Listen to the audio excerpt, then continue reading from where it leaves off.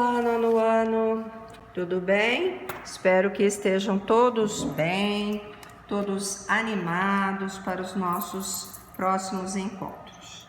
Estou com muitas saudades de estarmos juntos, aí presencialmente nas nossas aulas, mas estamos agora passando por um tempo diferente e isso nos leva a novidades, né? Nossas aulas agora serão à distância, mas temos a nossa tecnologia tão importante nesse momento para que essa distância fique encurtada, né? Nós estaremos nos falando e nos vendo aí através das redes sociais. Dentro do nosso horário normal, eu vou estar online para poder sanar as dúvidas que vocês tiveram. Será necessário que vocês tenham muita disciplina, muito autocontrole e muita vontade de aprender mesmo, para que possamos render muito aí nas nossas aulas. Bom, eu preparei uma revisão para vocês e vamos começar aqui nos números reais. Então, vocês vão pegar a apostila de vocês, né? Já com certeza já está aberta aí. E vamos trabalhar números reais. Nós vamos começar trabalhando potenciação e notação científica. Este conteúdo está na apostila, página 3 à página 7. Já sabemos que a potenciação é uma multiplicação de fatores iguais. Nessa operação temos a base, o expoente e o resultado da potência. Então vamos lá. Vamos pensar aí uma potência. Poderia, por exemplo, jogar 3 elevado à quarta potência. 3 à quarta vai ser 3 vezes 3 vezes 3 vezes 3. Então, a base é 3, o expoente é 4, e eu vou multiplicar o 3 por ele mesmo 4 vezes. Então, 3 vezes 3, 9, 9 vezes 3, 27, 27 vezes 3, 81. Então, olha, 3 é a base, 4 é o nosso expoente e 81 é a nossa potência. Vamos relembrar algumas regras já conhecidas de vocês. Olha, uma potência de expoente 1 é igual à própria base. Olha, vamos pensar então. Se nós tivermos 4 elevado à primeira potência, o resultado é 4. Uma potência de expoente 0 é sempre igual a 1. Então, vamos pensar menos 7 elevado a 0 é igual a 1. Poderia ter, por exemplo, mais 12 quintos elevado à primeira, elevado a 0, resultado é 1. Uma potência de expoente par é sempre positiva. Então, olha, menos 8 elevado ao quadrado será mais 64. Então, expoente par, potência sempre positiva. Outro exemplo que nós poderíamos colocar, mais 2 terços elevado à quarta potência. 2 à quarta será 16 e 3 elevado à quarta, 81. Então, mais 16, 81 avos. Uma potência de expoente ímpar terá sempre o mesmo sinal da base. Então, vamos lá. Menos 5 elevado à terceira potência. Menos 5 à terceira, menos 125. Expoente ímpar, conserva o sinal da base. Mais 1/2 elevado à quinta potência. Expoente ímpar, base positiva, resultado positivo. Quando o expoente for um número inteiro negativo, o resultado é o inverso da base com o correspondente expoente positivo. Então, vamos pensar. Olha, vamos imaginar aqui 4 elevado a menos 2. 4 base menos 2 expoente, expoente negativo.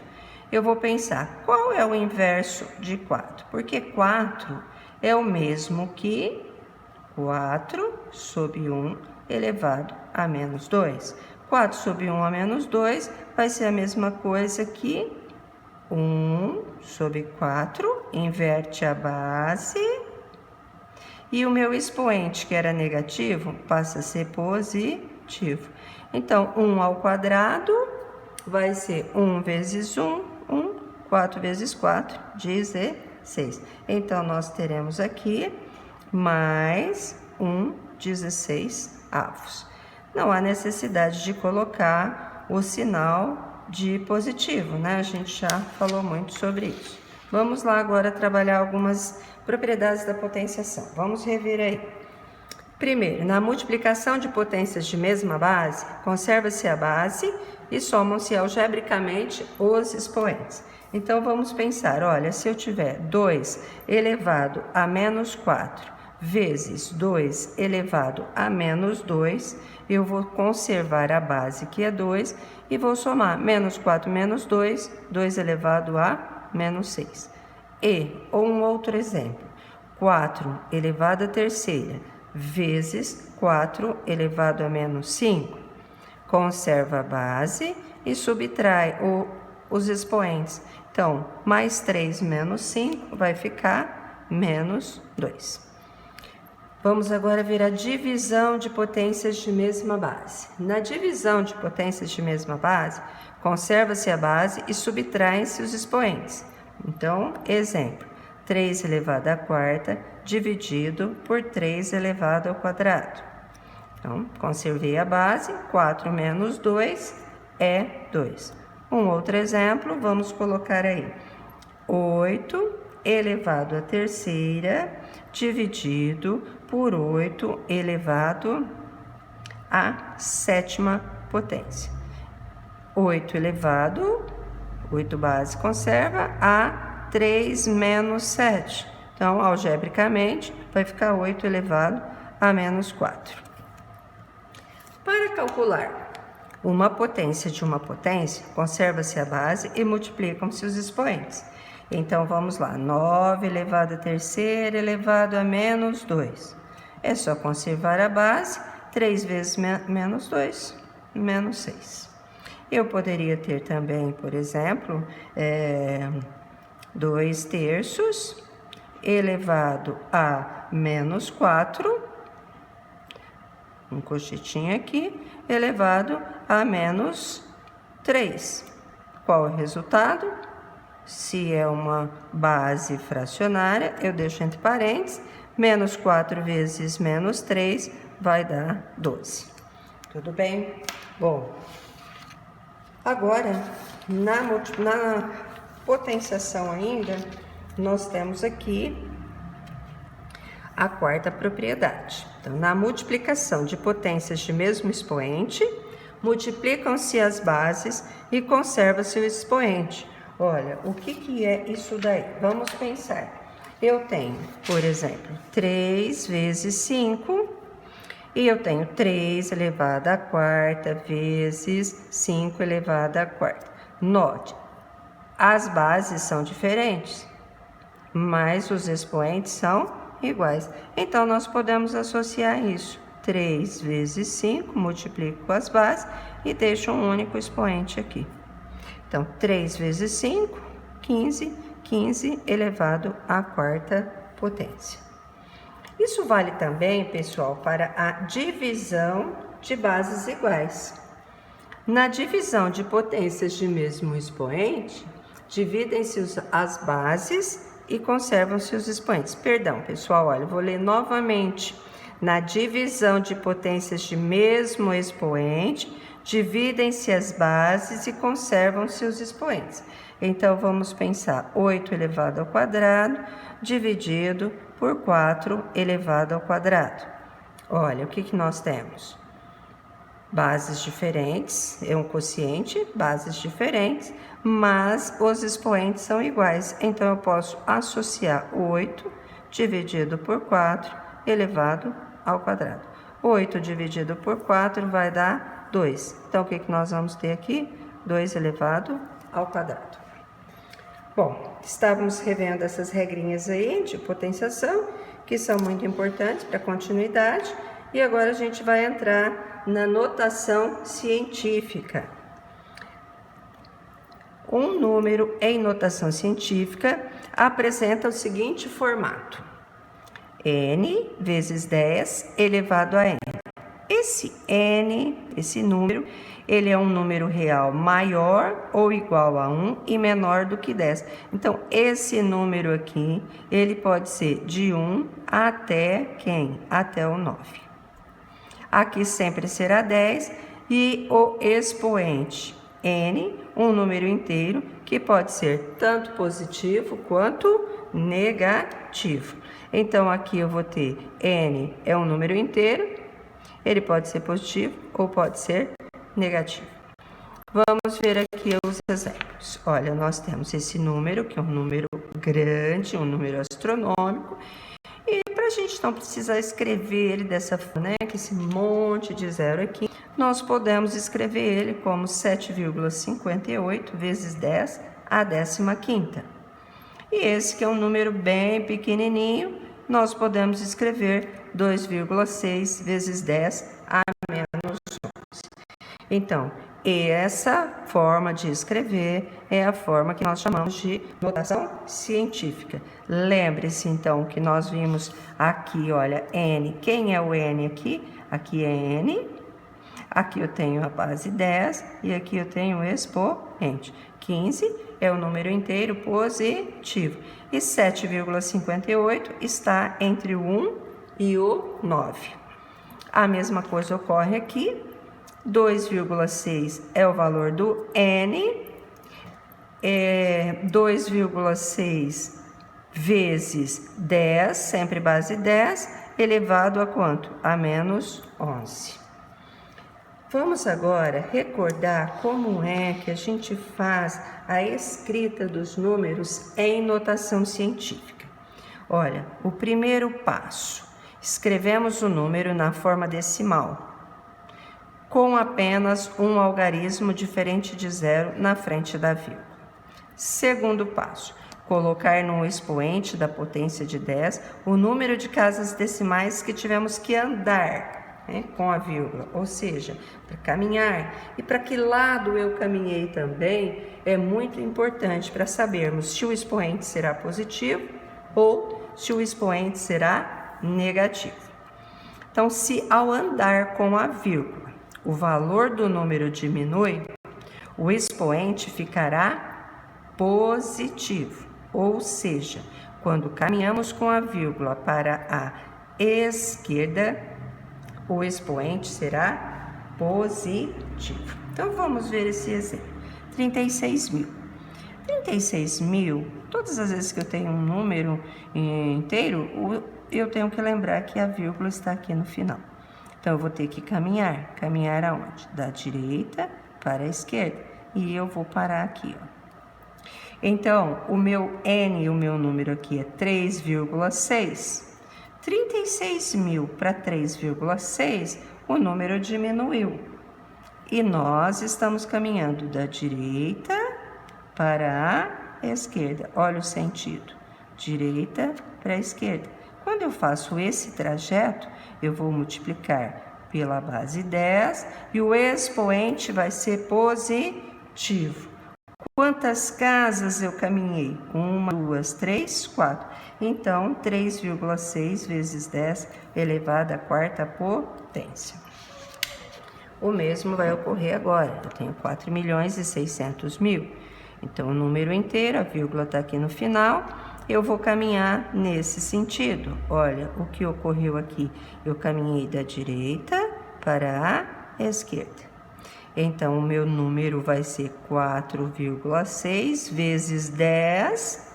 Quantas casas? 1, 2, 3, 4, 5, 6. Então, 4,6 vezes 10 a sexta. e o expoente é positivo, porque o sentido caminhado é um sentido da direita para a esquerda.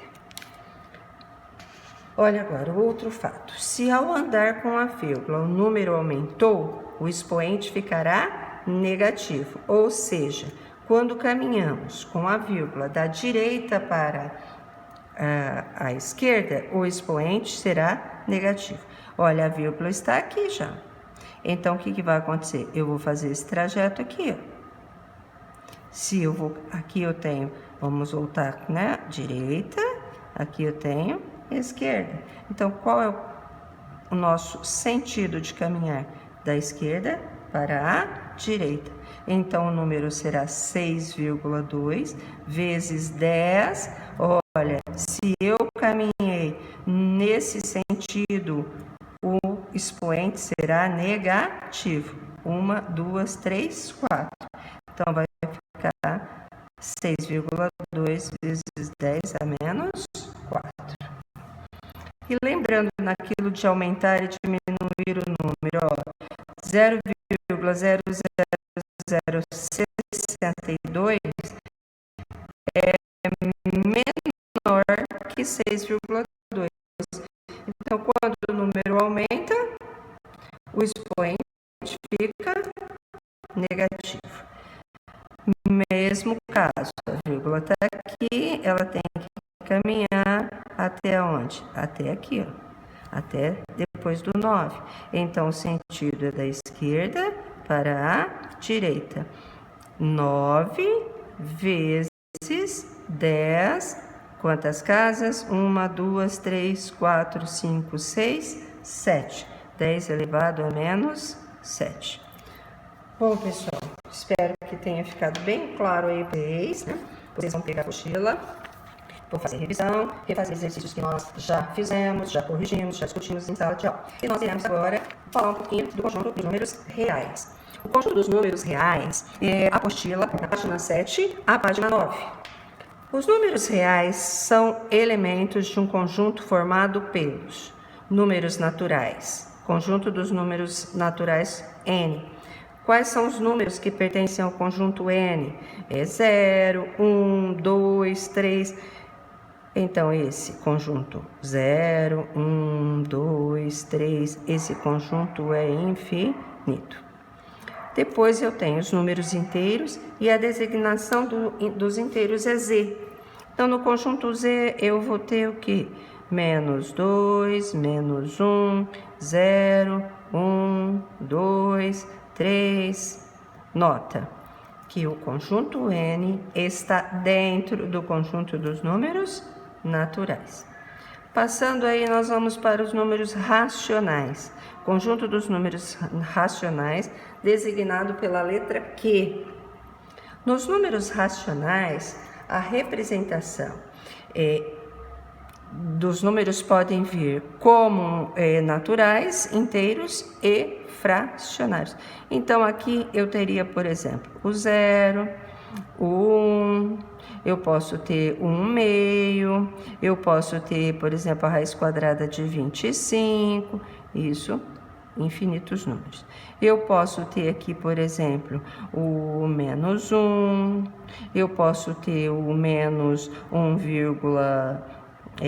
o menos 1,4, e daí eu vou montando o meu conjunto dos números racionais.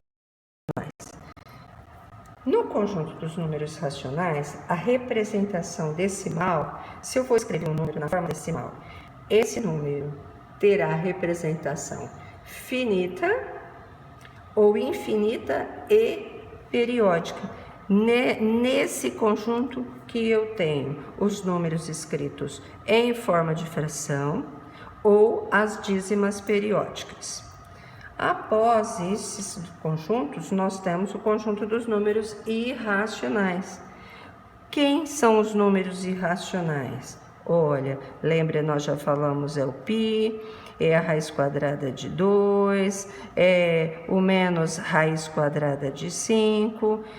Todas as representações dos irracionais serão infinitas, irracionais. Representação infinita e não periódica. E não há nenhum número irracional que pode ser escrito na forma de fração. Da união desses conjuntos, obtemos o conjunto dos números reais, que podem ser representados por essas relações. Reais é naturais, unido aos inteiros, unido aos racionais, unido aos irracionais.